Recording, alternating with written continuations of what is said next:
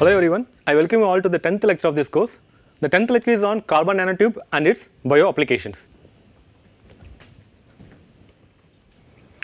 So in this lecture, we are going to learn what is carbon nanotube and what is the difference between single wall nanotube and multi-wall nanotube, and we are going to learn how to synthesize these carbon nanotubes, and also we are going to learn how to functionalize these carbon nanotubes and also the various applications of carbon nanotubes. So let us see what is carbon nanotube. The carbon nanotube can be described as a sheet of graphene rolled into a cylinder. So here you can see this animation. This is a graphene sheet. It is rolled into cylindrical shape. This is called as carbon nanotube. And this graphene, it is mainly made up of hexagonal rings of carbon, and these carbon nanotubes can have one layer or multiple layer of graphene sheet. If it is having one layer, that is single wall carbon nanotube. If it is having multiple layers, that is called as multi wall carbon nanotubes. Okay. And this carbon nanotubes can have caps at the ends. Okay. So we can have caps at the ends of this tube, so that we can load any therapeutic molecule or we can load any anti-cancer drugs inside the carbon nanotubes, and we can use it for various therapeutic application. So from where we get this graphene? So we will get the graphene from the graphite. Okay. So the single layer of graphene, if it is rolled into tubular form, that is called as single wall carbon nanotube. And if you are using multi layers of graphene, that is called as multi wall carbon nanotubes. Let us see the structure and morphology of carbon nanotubes. So the bonding in the carbon nanotube is sp2, with each atom joined to 3 neighbors as in graphite. Okay. So the tubes can therefore be considered as rolled up graphene sheets, and this bonding structure which is stronger than the sp3 bonds found in diamond. And also under high pressure, these nanotubes can join together and form a nano wire. So let us see the difference between the single wall carbon nanotubes and multi wall carbon nanotubes. As I told you earlier, single wall is single layer of graphene and multi wall is multiple layer of graphene. And for synthesis it need catalyst, and here we can produce without the catalyst also, and here the bulk synthesis is difficult, but here bulk synthesis is easy, and the purity is poor here and purity is high. So the main important point is less accumulation in the body. Single wall nanotubes, it will accumulate less in the body, and multi wall nanotubes, it accumulate more in the body. So depends on your application, you have to select whether you need single wall nanotubes or multi wall nanotubes, because in some cases we need less accumulation and in some cases we need more accumulation. And let us see some of the properties of carbon nanotubes. So this is the strongest and most flexible material because of CC, covalent bonding. Okay. And it is 500 times greater than the aluminum and steel, and the maximum strain it can withstand is more than 10%, which is higher than any material, and it is having very high current carrying capacity. And also we can add any kind of functional group, that is called as functionalization. Adding a functional group is called as functionalization, and it is 100 times stronger than stainless steel, but it is 6 times lighter than the stainless steel, and it is hard than the diamond. Okay. And it is having high current carrying capacity and high thermal stability, and depends on the arrangement of the atoms, it can be metallic or it can be semiconducting. So let us see how to synthesize this carbon nanotube. So these are 3 approaches available to make the carbon nanotubes, that is arc discharge, chemical vapor deposition, and third one is laser ablation. So let us see how we can use these 3 methods and make the carbon nanotubes. First one is arc discharge method, and here you will connect 2 graphite rods to a power supply and place them a few millimeters apart. Okay. So that will make the carbon nanotubes.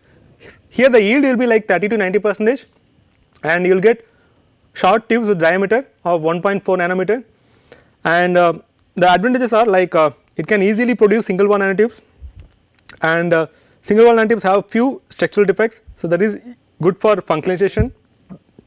And here we can make multi wall nanotubes without any catalyst. Okay. And it is not an expensive method. So the next method is chemical vapor deposition. So place the substrate in oven and heat to 600 degrees Celsius and slowly add carbon bearing gas such as methane. As gas decomposes, it produce carbon nanotubes. Okay. and here the yield will be like 20 to 100%. So here we can get the long tubes with the diameter of 10 to 240 nanometer, and it is the easiest to scale up to industrial production, and here the purity will be high. And the next method is laser ablation. So here you will be applying the laser light on the graphite and it will produce the carbon nanotubes.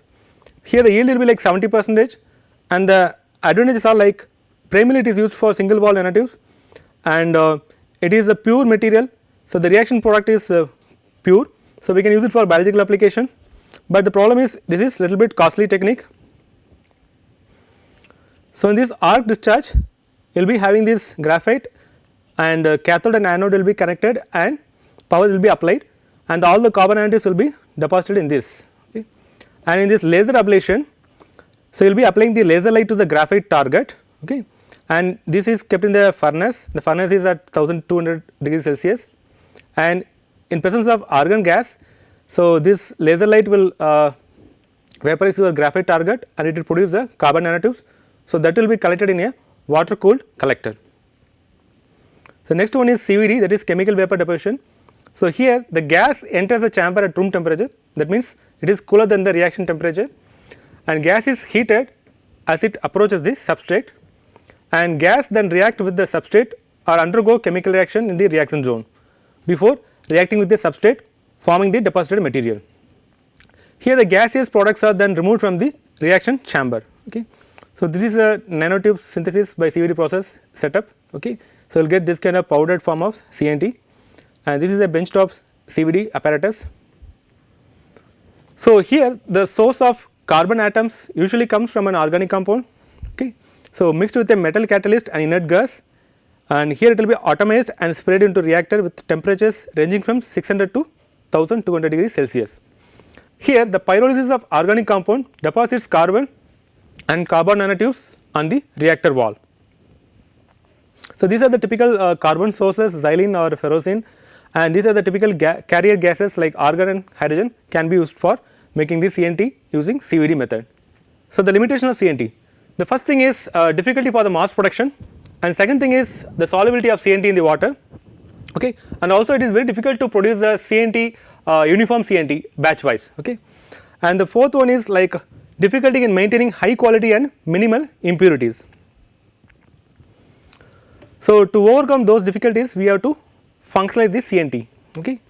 For biological applications, biomedical applications, so the lack of solubility of carbon nanotubes in aqueous media has been a major technical barrier, because these carbon nanotubes aggregate through van der Waals forces. So we can overcome this aggregation by doing functionalization, okay, and also it will increase the water solubility of CNT, and it will also improve the biocompatibility of your CNT. So how to functionalize the carbon nanotubes? So these are the various approaches for making the carbon nanotubes, functionalized carbon nanotubes. The first one is covalent defect group, the next one is covalent side wall, the third one is non-covalent with surfactants, and fourth one is non-covalent exohedral polymers, and this one is endohedral functionalization. So let us see one by one. So let us see endohedral functionalization. So here modification of CNT by putting nanoparticles inside the tube, okay.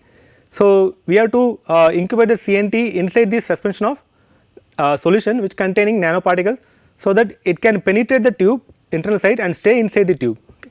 And here the endohedral functionalization depends on this surface tension of the liquid, and if the surface tension of the liquid is more than 200, the liquid can fill the nanotubes. And again this exohedral functionalization is subcategorized into three main methods. The first one is covalent exohedral functionalization, that means when you make the carbon nanotubes there will be some defects. So this defect in the CNT is the best place for functionalization. And next one is covalent exohedral functionalization. So here we can add the functional group to the side walls of the carbon nanotubes. And third one is non-covalent exohedral functionalization. Here you will be adding the polymer or surfactants, so which will be wrapping the CNT, okay. So by wrapping the polymer around the CNT there is a phenomenon called pi stacking. So what is pi stacking? It is when the p orbitals of CNT and functionalized group interact with each other and cause less stability, okay. So in this type of functionalization the electrical and optical properties of CNTs are not damaged, but the stability is quite low. Okay. And these are some of the other types of chemical functionalization, but in this we are going to discuss only amidation and fluorination. So, amidation means addition of amide group, but we cannot add the amide group directly. So, first we have to functionalize the carbon nanotubes with COH, then followed by that we can add the amide group. Similarly, we can also add the fluorine group using pentafluoride IF5. Okay. So, this will also add the fluorine group. So, when you add the fluorine group, so it is increasing the electrical resistance, and also we can substitute the fluorine with some other chemical group and use it for various applications. So, let us see the various applications of carbon nanotubes. So, these carbon nanotubes can be useful for bioimaging, and also it could be useful for drug delivery application, and we can also use it for biosensing and for therapeutic or theranostic applications. So, let us see one by one for biological applications. So, here the nanotube offer some advantages related to nanoparticles by the following aspects. The first thing is larger inner volumes. So, the larger inner volumes can be filled with chemical or biological species. So, it can be loaded with any kind of drug or any kind of imaging agent. So, next one is the open mouths of nanotubes. So, make the inner surface accessible, and the third one is distinct inner and outer surface, so which can be modified separately. So, let us see how we can use carbon nanotubes as a AFM probe tubes. So, it is having small diameter and maximum resolution. So, it is an excellent chemical and mechanical robustness makes it suitable for AFM probe tubes. So, let us see how to make the functional AFM tubes. Certain biomolecules can be attached to the CNT tip. Okay. So, this tip is used to study the chemical forces between the molecules. So, it is also called as chemical force microscopy. So, here you can see here the tip is having this some COH functional group. Suppose your sample is having NH2, or so it can react and we can measure the force. So, this is called as chemical force microscopy. So, let us see the comparison between the microelectrode and nanoelectrode for sensor application. In microelectrode, the scale difference is very high, because the molecule is in the range of nanoscale and your electrode is in the range of microscale. So, the background noise will be very high, and here we need more amount of target molecules for sensing the target molecule. So, but when you use CNT tips for making a nano electrode for sensing application, it will reduce the background noise, because the nanotubes is very small scale, and it can match exactly with your target molecule, because that is also in the range of nanoscale. Okay. So, based on that, here the nanotubes will be having high sensitivity. So, let us see how we can use that hybridization experiments to make the CNT based sensors. So, here you will be adding single stranded DNA to your carbon nanotubes, and you will take the target single stranded DNA from your patient serum, and when you put it into this sensor, this will combine and form this kind of bond, that is your hybridization. Okay. So, if the patient DNA is forming a bond with the probe DNA, that means that person is having the particular disease. So, you will be having a probe single stranded DNA, and another one is target DNA. For example, so this DNA you are taking from some patient serum,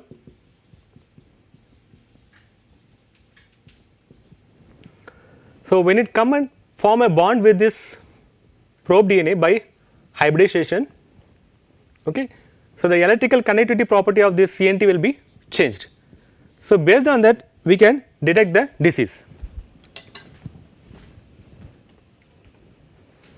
So, as I told you earlier, so these probe molecules for a given target can be attached to the CNT tips for making biosensor, because it has high specificity and it is a very fast and direct response, and it has high sensitivity, even a single molecule can be also detected, and based on that we can make a gene chip or lab on a chip. So, the lab on a chip is also the same principle. For example, if a person is having some kind of cancer, so you can make all the DNA probes. For example, the first box is for lung cancer, and this is for breast cancer. So, this is for pancreatic cancer, okay, and this can be for your brain tumor. So we can have all the single stranded DNA probe in the microarray based chips, okay, and when you take the patient serum,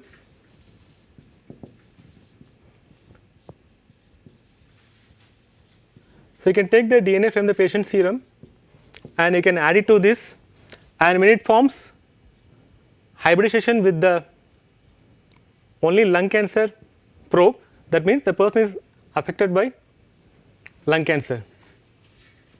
Okay. So instead of going through all the reactions, we can have all the things in a simple lab on a chip concept. So all the DNA will be here.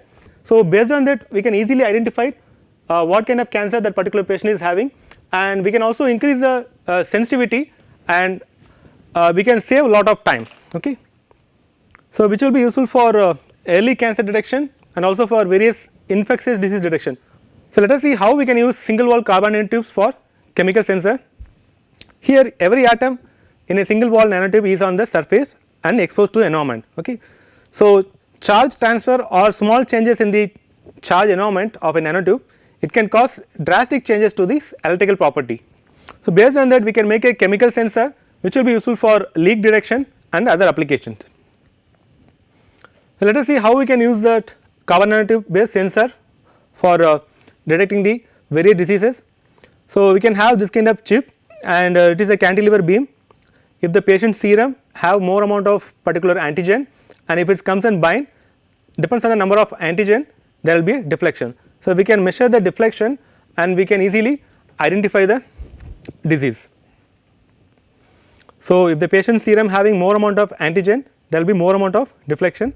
So based on that, we can make a nano cantilever based array for biosensing application. And we can also use carbon nanotube for targeted drug delivery. So here you can see here, this carbon nanotube is loaded with contrast agent. So this contrast agent is for imaging application, and therapeutic is for your it can be any anti-cancer drug for therapeutic application, and antibody is for targeting your carbon nanotube only to the cancer cell. And we can also add functional group which will give the biocompatibility to your carbon nanotubes, and it will increase the circulation time. So this is called as multifunctional nanoparticle, or also called as theranostic nanoparticle, because it is having both contrast agent as well as the therapeutic agent.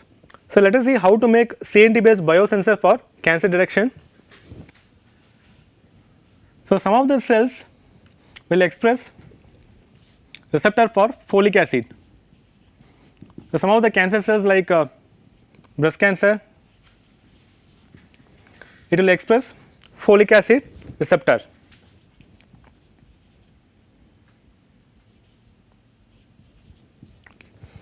So when you make the carbon nanotubes with the folic acid, so these cells can come and bind to the folic acid. So it is not a single carbon nanotubes, it will be a array of carbon nanotubes. Okay. So it is having folic acid, and your cancer cell is having receptor for folic acid. So your cancer cells can easily come and bind to the folic acid. So based on that, we can make a sensor for cancer detection. So here you can see here, these carbon nanotubes are coated with the folic acid. So these are folic acid functionalized polydopamine coated carbon nanotubes, and it could be useful for electrochemical detection of breast cancer cells or HeLa cells, okay, which we are expressing the folate receptor. And we can also study the same sample under the fluorescent microscope, and we can confirm it.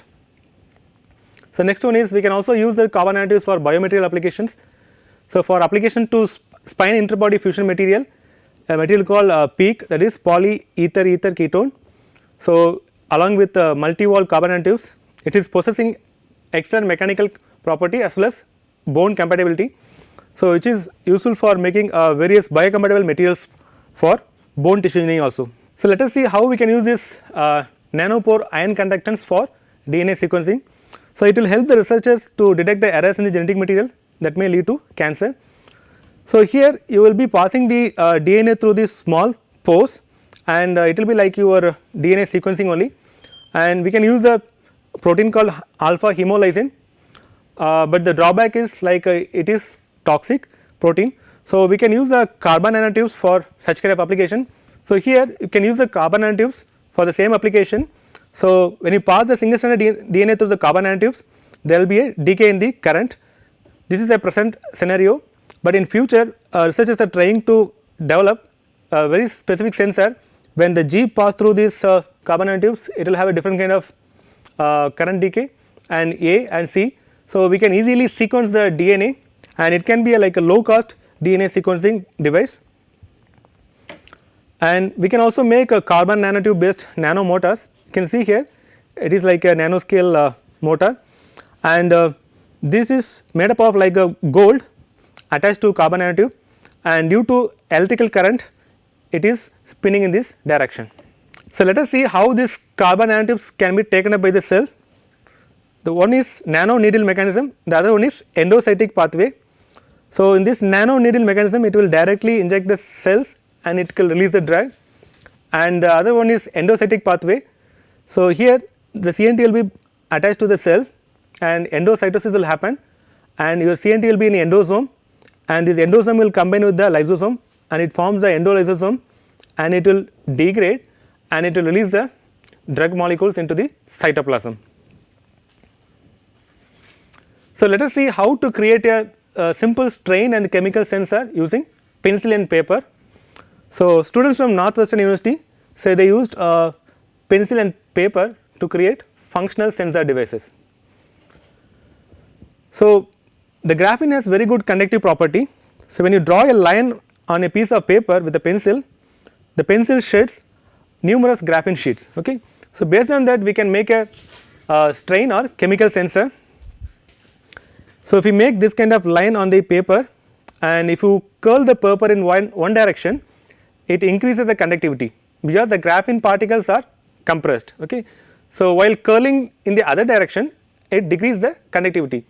So, this is a simple strain sensor. So, in this second experiment they have shown that how we can use that bendable toy pencil for making chemical sensor. So, here they use bendable toy pencil in which the graphite is mixed with a polymer binder. Okay. So, when they created an electrode with this pencil, they found out that conductivity was affected by the presence of volatile chemical vapors, because the polymer binder absorbs the vapor and expands, and which decreases the conductivity. Okay. So, we can use the simple paper and pencil for making chemical sensor as well as the strain sensor. So, as a summary of this lecture, so we have learnt what is carbon nanotubes and how to synthesize carbon nanotubes by various methods, and also we have learnt how to functionalize the carbon nanotubes and also various bio applications of these carbon nanotubes. So, I will end my lecture here. I thank you all for listening. I will see you in another interesting lecture.